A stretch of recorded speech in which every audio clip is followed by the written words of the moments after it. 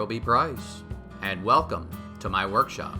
Well, I'm just back from the talent mill. Got a load of white pine in the back of the car.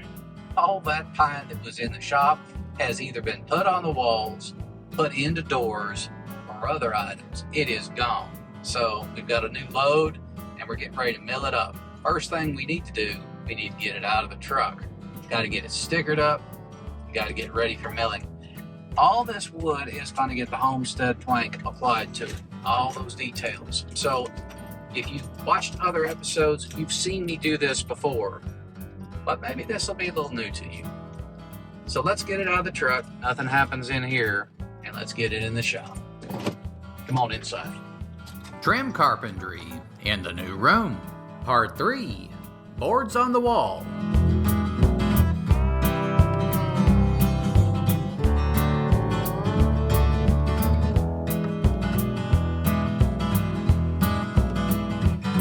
We're out of the truck and we're all stickered up. And what you hear in the background are a couple of fans.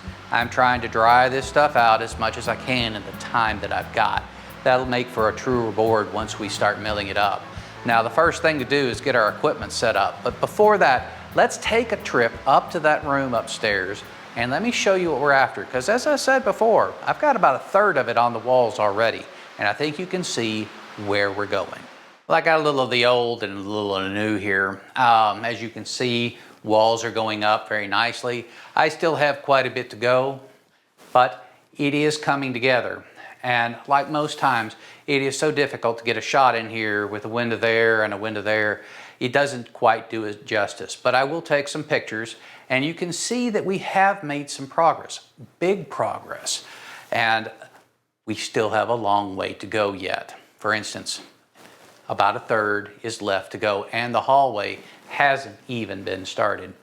So we're going to go ahead and get back downstairs. I just wanted to show you because I want to give you an idea of where we're trying to go with this and the fact that yes, we do have a lot of wall plank to go and we've got all the trim work yet to go.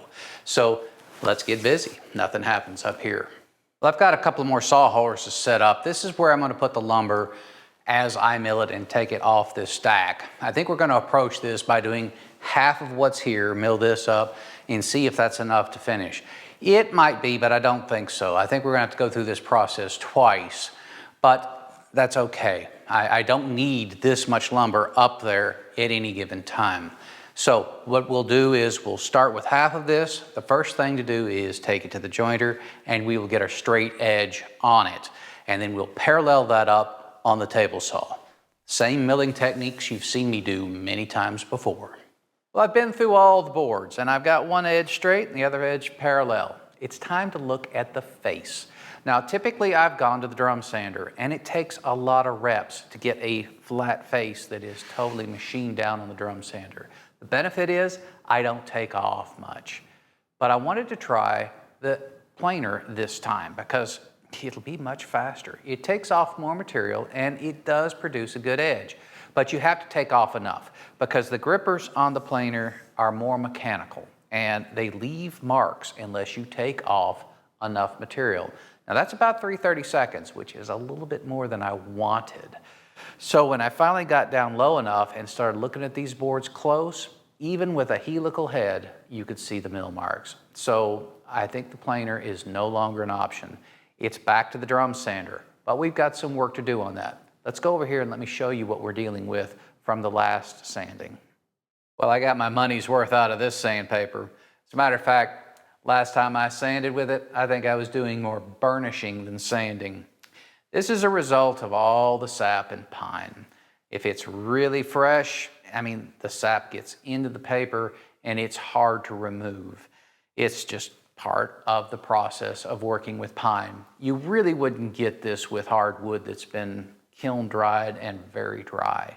So what we'll do is we'll change out this paper for some new stuff and we'll just watch it close and we'll stay after it really tight, try to keep the buildup from occurring.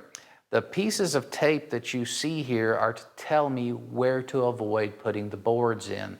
And I've been doing that for a while on this roll of paper. It really slows down the process. So I am looking forward to getting some new paper on this machine. Give me a minute, we'll get it done. Needless to say, the paper comes off pretty easy. Getting it back on, well, that's another matter. The paper wraps in a spiral, so the first edge has to be cut at a specific angle that accommodates that spiral. You might think that's complicated, and it is, but I cheat. I use the last roll to give me a template on how to cut the next one, so in all honesty, it's pretty simple. After that, it's a matter of just rolling it on and trying to get it to roll on straight without any bubbles or folds. The process can be a little tedious, and there's no reason to watch the whole thing, well, at least not in real time.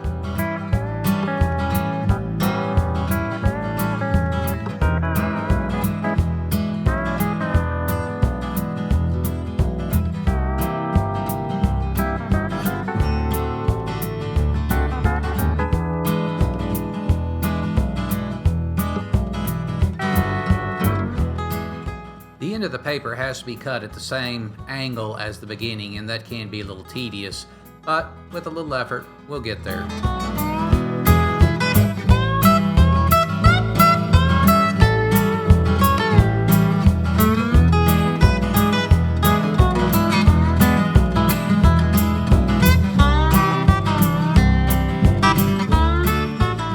The sandpaper sticks to the drum with a hook and loop system. And that adhesion is very stable everywhere except the leading edge on the very beginning of the drum. It is unlikely but possible that the sandpaper could unravel there, and if it did, the whole thing would come undone. So we reinforce that with some stranded tape. Well, now that the paper's in, it's time to get started, and the first pass is always the slowest because you have to evaluate each board and figure out which side you want on top. And after that, you need to mark it. Because all these boards are eventually going to get profiled, and they all have to be the same thickness. So although we're sanding, this first pass seems to take forever. Adjusting the rollers on the first pass can be a little tedious as well, but it's got to be done. After that, the dance starts. Boards go in, they come out, they stack on one side, they stack on the other. It's a long process, but it's all part of it. We're all sanded up. All three sizes are sanded up, so that's looking pretty good. And I have my detail, my Homestead plank detail, already on the smaller of the boards. Now, one thing I want to point out, the board that we planed up took 3/16 of an inch off of this overall thickness. The sanding took off roughly about a 1/16 to get to a workable surface. And we still have a little bit of work to go on that. It's minor. But when we put this profile on the board that we planed, the bead did not materialize. We had a flat on the top, which made the boards unuseful. So despite all the effort, this was the way to go. Sanding was the way to go to preserve the material in these boards. Now you could have made them a little thinner, but then all of a sudden the tongue and the groove, it just doesn't work as well, and you start to have problems there. So we did it this way, we sanded it, and I think we're in good shape. Now another thing I want to point out, there's been a lot of drop. We have quite the burn pile set up over here, and a lot of boards were not usable.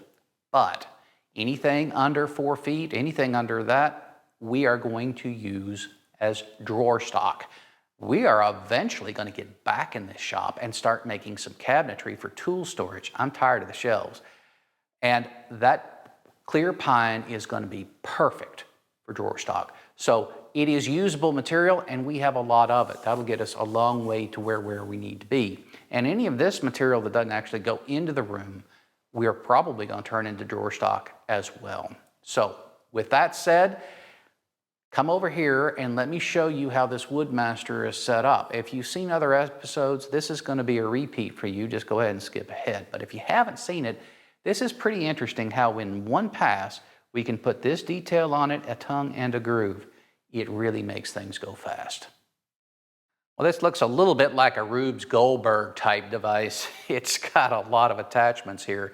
Mainly what we've got here is I've got a big planer. And in that planer, you put an attachment in there where you can put a profile bit. Now I have a router over there that you can see and one underneath that you can't. So you can visualize as a plank would go through, you're putting the profile on top and then the tongue and the groove are put on with the routers. Now any adjustments, I have to take this top off and I have to move the routers over to accommodate that. So give me a minute, I'm gonna take the top off and you can start to see what this thing looks like inside. Well, this is how we feed in, and we've got this nice slick, no friction surface here. This is a hard fence and this is an adjustable fence. These two are set up for the board, and that's why getting them milled up with a straight edge and a parallel edge is so important. I've got 2 in-feed rollers right now. These will be cleaned up after we finish. That pine is putting a lot of pine tar on that. I've got my 2 profiles right here. These can move both up and down based on these keys right here, which are mimicked on the other side, and they can move back and forth. So as the board gets wider this way, this key pulls out that side. Since this is a hard stop, this right here will stay put regardless. Now after we feed through here, we've got to put the tongue in the groove, and that's what those 2 routers are for. So let's come around the other side and I'll show you what's going on there. We've got a router right there, and that is the one that puts the groove in. And we've got another router right here that puts the tongue in. So as the board comes through this slot right here, that's where the tongue and groove happens. Dust collection on both sides, it works okay. It's not perfect. Finally, we have a 3rd roller that's set up right here, so the board will be pushed out all the way to the end. This is an attachment that is put on the machine, and that attachment is bolted on the back. So when we're not making profiled edges, this whole thing comes off. The paper in the drum sander was a little coarse. It did its job, but it left marks. So we're going to use a palm sander to take those out. That's a lot of sanding, but I think we're there. Now we're going to move some of these boards, not all of them. We're going to move some of them up to the upstairs room. We have gotten a lot done, and I think you'll be surprised with our progress, but there's still an enormous amount left to go. So let's get these boards upstairs and get cracking. Well, you can see that we've made an enormous amount of progress up here. A lot of this wallboard has already been put up, and that's because I had some planks up here and I wanted to go ahead and get them installed ahead of time. This is a new batch. This is one of the boards in the new batch. Now, I've had to cut a gap out of here to fit around here. We're going over the top of this door. Now, you don't have to be too close on this because we have a piece of trim that's going around this door. It's going to hide everything. So get close.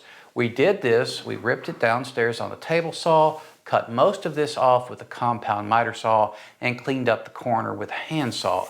And all that is easier done in the shop than it is up here. So we're going to go ahead and install this, but a few words of caution. These tongues right here, when I make them equal size. In other words, the groove and the tongue are equal thickness. If you purchase yours from the retail store, you'll find that the tongues are a little bit thinner, and that's to help them fit in well without a lot of fuss. Not so if you do your own. Or maybe if you do your own, you can make them thinner, but I did not. So I usually take a hand plane and knock a little bit off the tongues, and I'll take a rabbet plane and I'll knock a little bit off one side of the grooves. It helps make that board slide in enormously easier, and I still have a plenty tight fit on these boards even though I've beveled off the edge. Now, one of the things that I like to do here, I have actually marked where my furring strips are because these have been hidden. The other thing is I wanted the bead over here, which is the reason for the longer board. Finally, as you can see, I'm not going all the way to the top. And the reason for this is simple. It's another piece of trim, and that's indicative of the Homestead style. So we're going to be installing a lot of these boards, and I'm not going to bore you with commentary on each one. I think you'll figure out how it's going. We're going to finish up this wall. I'll show you a little bit about the electrical boxes, and then we'll look at the other wall. That's going to be more interesting. Well, it's more than just slapping a bunch of boards up there. We have to drill holes for the electrical boxes. And I like to use these electrical boxes here. These are very specific to what I call renovation with hardboard, not sheetrock.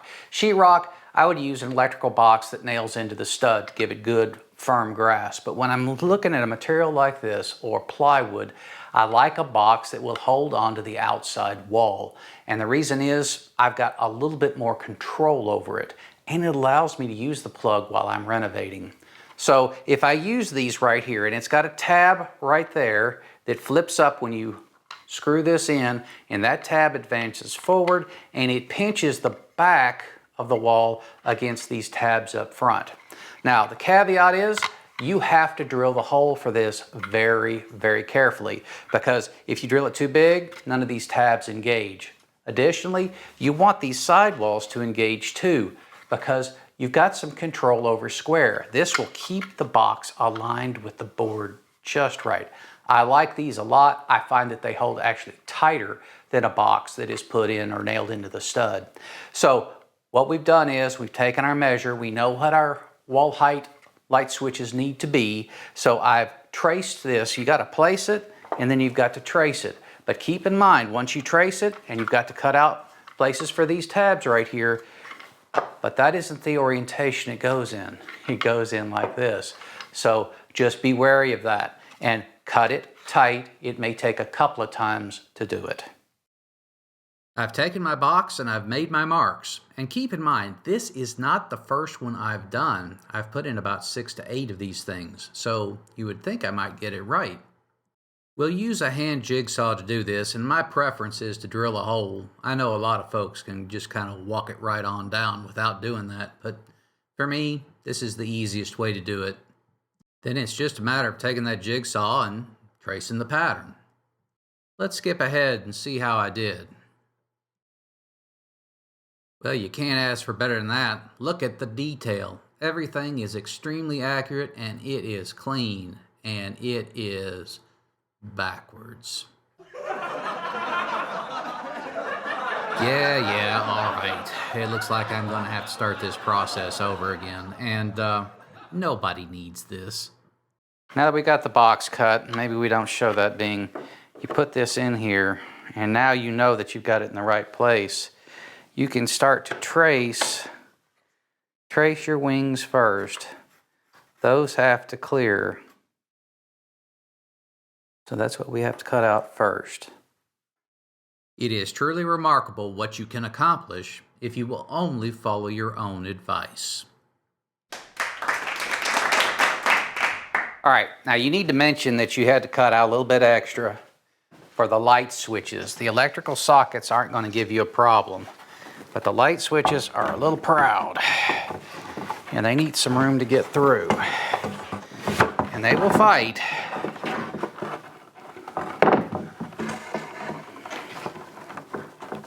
There we go. All right.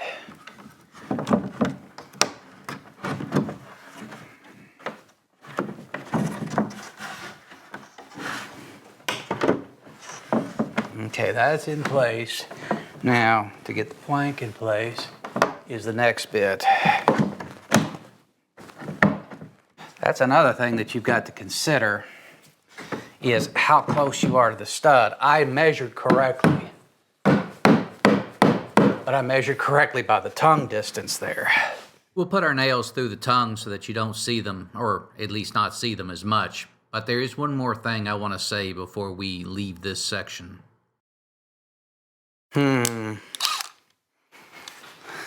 Now the trick is, which way's the drill going? Give me a minute. I don't want to undrill this because I can't get the piece out of the back if I'm in the wrong direction. Now, it may seem unusual, but that has happened to me more times than I can count. The drill is going the right way now.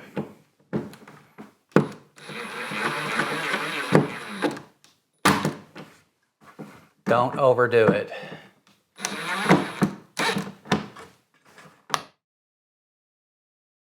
I think you're getting the picture, so let's go ahead and step through some of these boards a bit faster. They are up. All the wall planks are up, finally. The last one went in the corner over there just a little while ago. Now, I want to recap just a touch on this, because now that all the wall planks are up, that kind of revealed some of the sins that went on previously. And I think we'll probably find a few more sins as we go. But The geometry in the hallway was needlessly complex, and we would have been well advised to have done some things in there to make it a lot simpler. As it is, it looks great, but the geometry and the cuts to make everything marry up took a lot of time, a lot of time. If you can keep things simpler, 45-degree angles are easy enough to manage, I would do so. I would avoid that type of framing detail at all costs. Second, the pull-out drawers over there, I've got 3 sets of 3-drawer units. It should have been 1 unit with all the drawers in 1 set, and it should have been loaded in as a module. We should have cut the 2x4s out, put a header in place, and shored it up accordingly, and put it in as a single module. It would have been so much simpler. A lot of effort went into the trim work around those openings to get them to look like furniture. So 2 things, keep it simple and make your geometry conform to the norm. All those things will help you when you do a project like this. Now, we're not through yet because we've got, as you might imagine, some details right here. We've got some trim to go in place. I have some pieces right here that I have milled up. They're 3 1/8, and I've got a 45-degree inch chamfer right here, and they're 1/2 inch thick with an 1/8 on top. Now that chamfer is important for this detail because that piece goes in just like that. This is just like the details in the old part of the house, and it makes the marrying up of a ceiling like this to this wall very simple. So I've got a number of planks here. We're going to get after it and get these up on the walls. Well, I've been busy. I've gotten some of this trim work done, and I wanted to get enough of it done so that I could inform you on all the complexities associated with this room and the trim work. And I can tell you point blank, there is nothing really of interest here. It's dirt simple. We've got 1 plank up here that has a 45-degree chamfer on it, and that is to receive the ceiling. And quite frankly, the door casings and any other openings, it's just straight plank. So there isn't a whole lot to see here. And that's going to wrap it up for the woodworking minus the sliding doors, and we'll look at that. That I'm not too sure. Besides the hardware, I don't see much of interest there either. I think this room is just about done for filming. Now, we'll give you the tour around so you can see how it looks, but the next episode, we're going to start on finishing. Now, the finishing is going to be interesting. We have an old room on the outside with new plank on it. We've got to figure out how to match that, and quite frankly, I'm a little worried about that. In here, we're just going to go with the same kind of a honey brown color, maybe a little darker, but not much. But the trick in here is, how do I get even coverage on a room this large? That could be interesting as well. So all that's coming up on the next episode, and I hope you'll join us in Roby's workshop.